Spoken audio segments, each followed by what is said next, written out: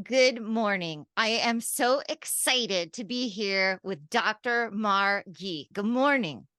I know you've been working on how to say my name, Margie. So good morning. Good to see you too, Lisa. I did a good job as I have a lot of hard jobs when I'm filming. So, one of the things that I'm so excited to share with everyone who's listening to us is I have a new book. So, my book is Bravish: One Breakup, Six Continents, and Feeling Fearless After 50. And the first of your books that I found was called Brave, and it talks about 50 acts of courage. And I really appreciate, I know that you have 7 books now, but I appreciate in all of your books how you're really talking about the importance of courageous conversation and courageous acts. So you could tell people a little bit about how this started. I know you came from Australia, you've lived around the world, you've raised a lot of children, you've done so many impressive things. But what made you focus on bravery and courage? Well, Lisa, I grew up on a dairy farm in the Aussie bush, and I had very limited horizons. My parents both left school at 16, and most people actually where I grew up still live where I grew up, or many do. And but I just knew I wanted to expand my own horizon, and that required an act of courage in its own way, overcoming all my own doubts and fears of, have I got what it takes? Am I good enough? And I set off and moved 4 hours away to go to university. And I feel like I have been living outside my comfort zone for much of the time since, which was quite a few decades ago. So I also traveled around the world a lot, as you said. And one of the things that struck me the most as I've met people across so many different countries and cultures and lived in some of them for a period of time myself is that as humans, we're so often held back by our fear of failure, of not having what it takes, of not being good enough, of being exposed as inadequate or unworthy or unlovable in some way. And so courage to me, and how I think of it, it's not the absence of self-doubt or misgivings or being afraid of being found out. It is just deciding that something more important lays at stake and being willing to quote Susan Jeffers, feel our fear and move forward anyway. And so, yeah, even writing my first book many years ago, I had 4 kids who were age 7 and under at the time, which was an act of courage. It was like, I've never studied writing. I've never, I don't know where all the apostrophes go, etc. But I feel really called to do this. So really I guess if I look back on my whole life story, so much of it has been me practicing walking the path of courage over fear in so many different ways. Yes, and I know for myself when I was leaving my marriage, people kept saying to me that I was brave. And I kept looking the word up in the dictionary because I did not feel brave. I felt anything but brave. And it is, I actually really appreciated in your book talking about doing things anyway and trying to figure out the life that you want to have. And I know in the book you have 50 courageous acts. So how did that come about? What inspired all of those 50 courageous acts? Well, yeah. In my book Brave, which was my third book, I found the reason that book came about. I'd written 2 books at that point, Find Your Courage and Stop Playing Safe. And a lot of people said, fantastic, very helpful, but how do I actually do some of these things? How do I say no to someone? Because I hate letting people down. I'm a bona fide people pleaser. How do I give someone feedback? How do I set a vision? How do I deal with rejection? How do I pick myself up when I've had a fall? And so 50 brave, 50 acts of everyday acts of courage came about because sometimes we want to be brave, but we just don't know how to be brave. And so that book was very much inspired by that. And 50 is the number of different ways that I could readily sort of categorize different ways we can be brave. I love that because in my book, I did 50 things before I turned 50. And I know in your book, you've got this, you talked about for your husband's 50th birthday, your whole family went climbing together. And that was Very courageous and full of challenges. Can you talk to people a little bit about how did that happen that you'd made this family choice to do something courageous together? Yeah, well, trying to think of the long story, the short version of it, and the medium size. Um, Ironically enough, little humor here. On his 49th birthday, I I knew it was the next day. I remember the day before. I knew it was his birthday the next day. But on the actual day, life was busy. I was working away. He was off at his work. We often speak to each other throughout the day. It was like a quick call. We spoke like 4 or 5 times. I just forgot it was his birthday. And finally, my daughter arrives home from high school and she walks in the door and says, it's like, about 4 o'clock or something, and said, "Hey, Mum, what for Dad's birthday dinner?" And I went, at him. And he started laughing and he just said, "Oh, I'm going to enjoy sharing this one with people." He said, "I was wondering how long it would take you." Anyway, so I was like, "Okay, what do you want to do for your 50th birthday?" And he said, "I would really love to go on a safari in Africa." And he shared that with the kids. And one of my sons, Ben, who was 14 at the time, said, "Africa is really cool, but wouldn't it be even more cool to climb to the rooftop of Africa?" And he did this whole PowerPoint presentation, complete with all the details of Mount Kilimanjaro, which is at the rooftop of Africa, and it sits at 19,000 feet and blah, blah, blah. Anyway, he got us all really excited, and I was bought in and thought, yeah, wouldn't this be a cool thing to do for my husband's 50th birthday? And so I set about, I had the job of all the logistics and managing it all, but it really was, and I have to give Ben a shout out on that, but it really was us just deciding as a family it would be a really cool thing to do as a family, just to mark and honor my husband's, my kid's dad's 50th birthday. And let me just say, Lisa, that it was actually way harder than we had imagined it would be. I had done some altitude climbing with Andrew, but the kids hadn't done it. I don't think any of them could have known what it is like to be hiking at altitude when you do not get the full quota of oxygen into your lungs. And my youngest at the time, Matt, was 13. And so the younger you are, actually, the harder it can be for your body to adapt to the thinner air. So it was a grueling climb on summit day. I mean, the whole trip was a week of hiking, but summit day was 9 hours to get from base camp at about 18,000 feet up to the top. But we did it very slowly with a lot of breaks, some vomiting. I had a wretched headache. I felt nauseous. But yeah, there's something about when you have other people around you who are all working toward, none of us wanted to be the one that gave up. I thought about it multiple times, but I'm like, I don't want to spend the rest of my life with the kids going, "Mum gave up. She said it was too hard." And so we all just lifted each other up, literally, sometimes physically, but also just emotionally. You can do it. One more step and we'll have another break. Another 3 steps and we'll have a break. And I think it speaks to the nature of courage. Courage is uncomfortable. Courage is also learnable, but courage is also contagious.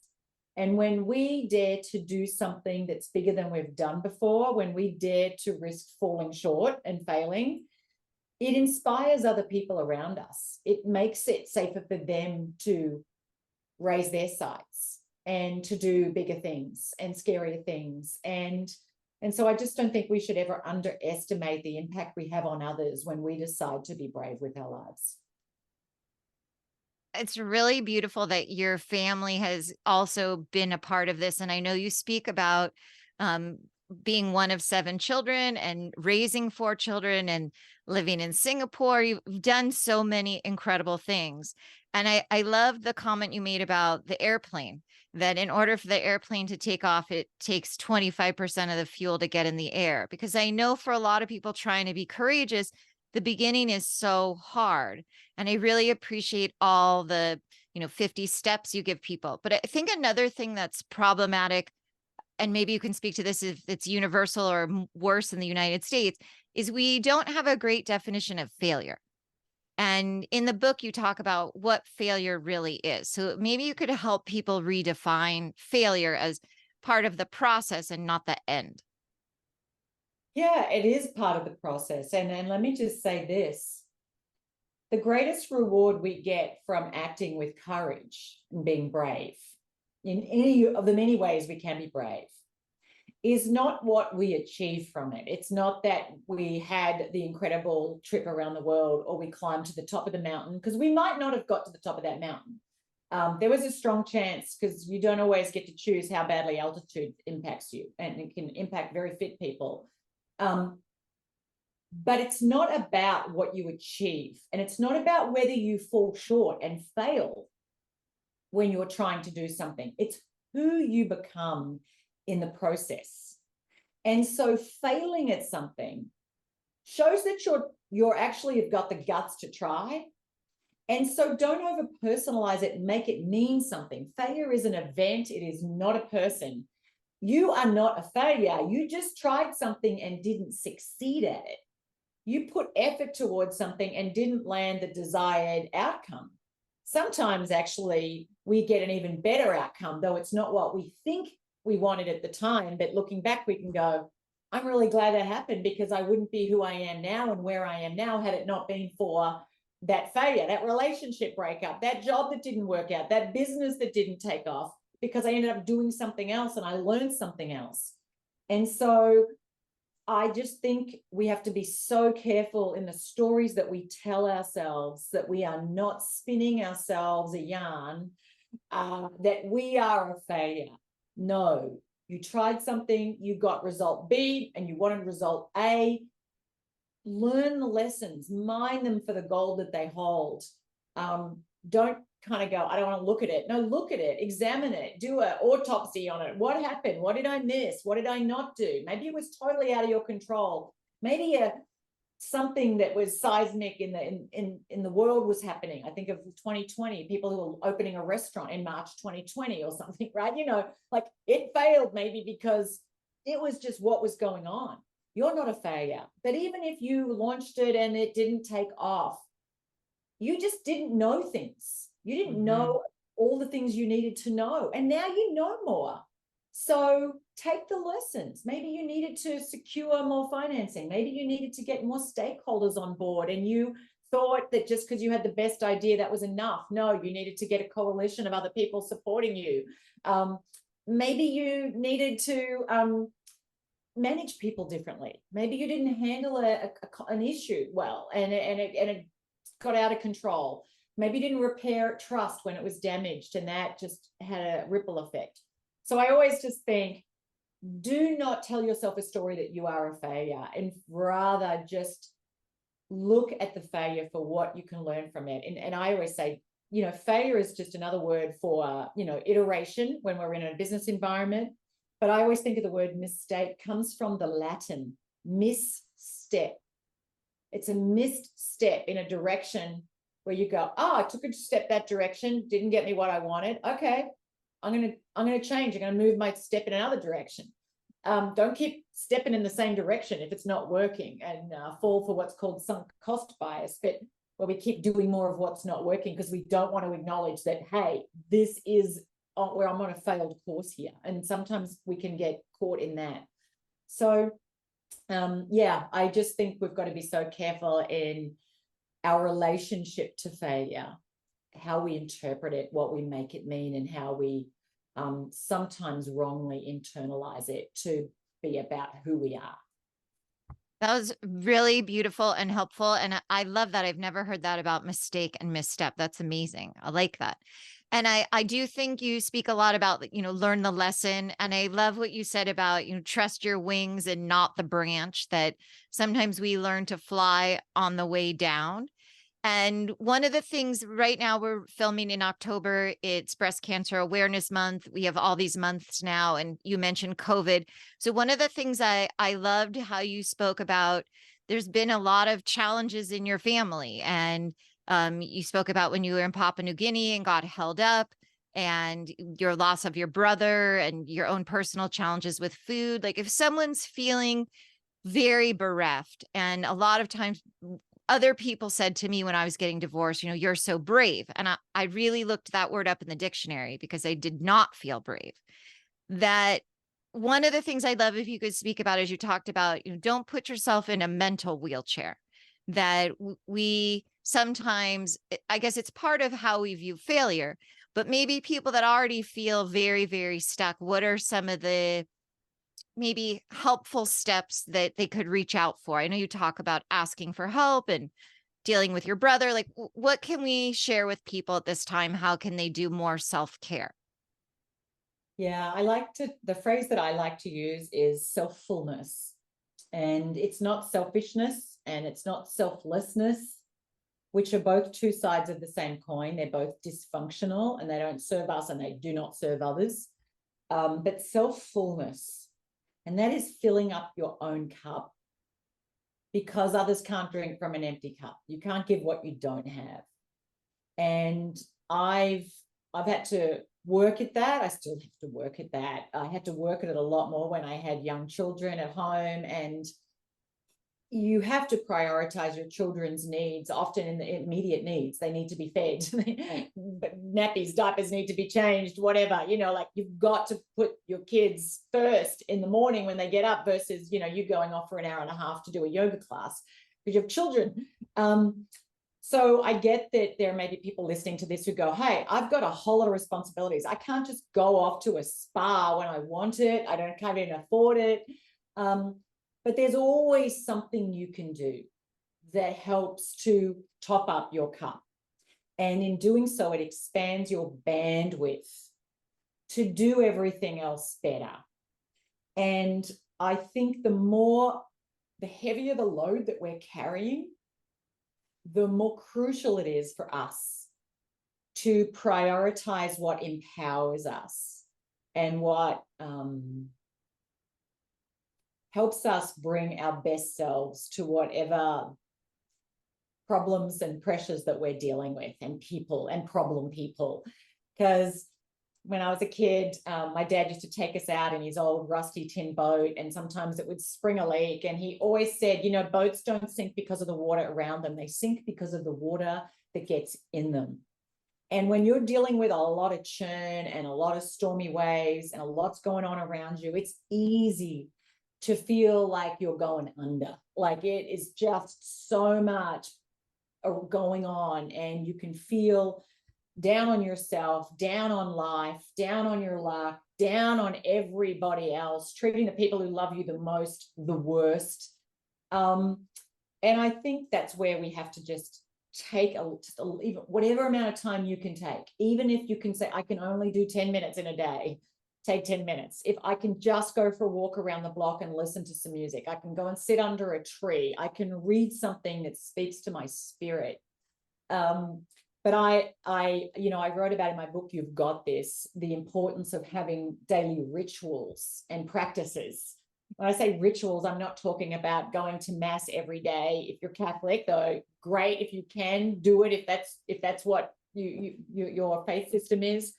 I'm talking about the small little things that you do that just help to fill you up physically, mentally, emotionally, and spiritually.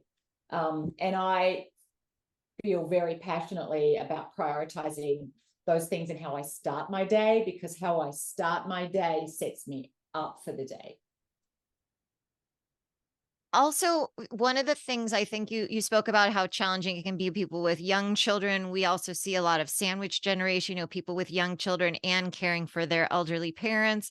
And it is very challenging sometimes to ask for help. But one of the other things you spoke about that I think is really important is about forgiveness.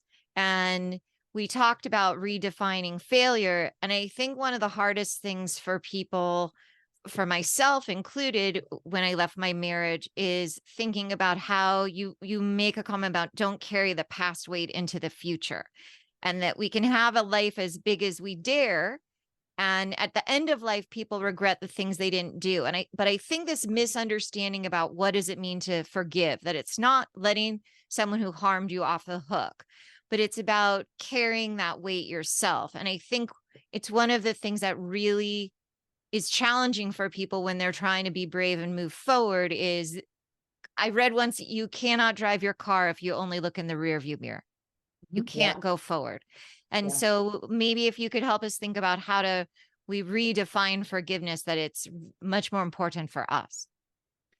Yeah, absolutely. I've written about forgiveness a lot because I see it causing so much suffering for ourselves. I'm not even, it's, as we've heard, it's like drinking a bottle of poison and waiting for the other person to die.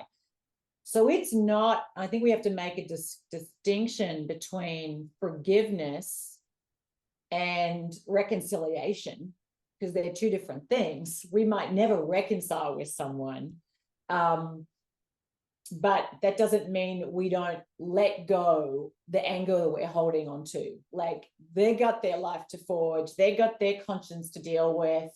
That's their stuff, but I'm not going to hold on to this in myself because it's eating me from the inside. And so I think forgiveness does begin with forgiving ourselves, forgiving that part of us that may have trusted someone and we shouldn't, forgiving ourselves for what we failed to do, maybe staying in a situation longer than in hindsight we should have, not paying attention to signs, not listening to our gut, continually making excuses for something, turning a blind eye, etc.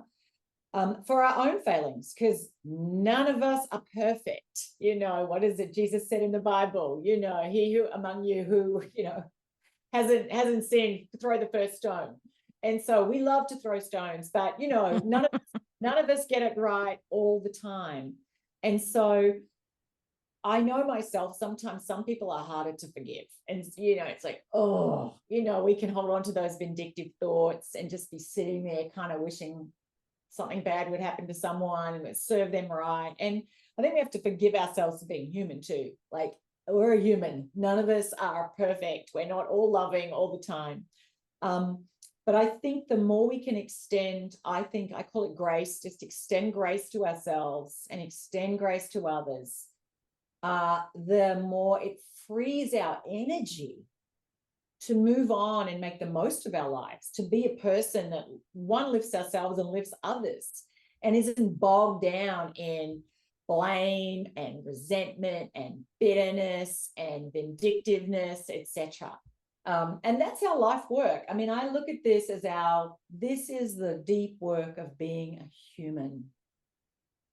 It's just the deep human work to be able to continually shed that which keeps us from showing up as the highest, holiest, bravest, best version of who it is we can be. And we are many selves and we have many aspects of who we can be.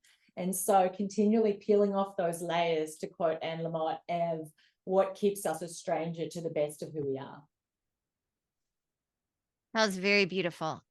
I do think that is incredible goals for ourselves. And you do talk in your books about setting goals.